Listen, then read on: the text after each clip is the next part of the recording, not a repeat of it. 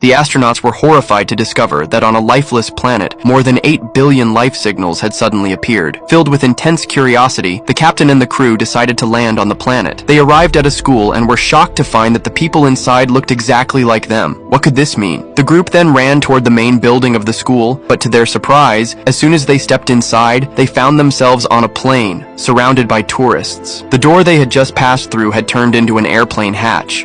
Then, a flight attendant approached and instructed the crew to immediately return to their seats, as the plane was now flying at high altitude, but just moments ago, they had clearly been on the ground. The confused captain and his crew had no choice but to obediently sit back down. However, the plane began to shake more and more violently. At this rate, there was a real risk of a crash. The bearded man, who had vast experience piloting spacecraft, decided to head for the cockpit to help the pilot. When they finally opened the cockpit door, they were stunned to find it completely empty. The plane's fuel tank was almost empty, and the engines had stopped running. Panic spread throughout the passengers. The bearded man, with no other choice, had to force the plane into a crash landing. After several violent impacts, the plane narrowly avoided plunging off a cliff. Just as the crew thought they had survived the worst, they discovered that all the passengers had vanished.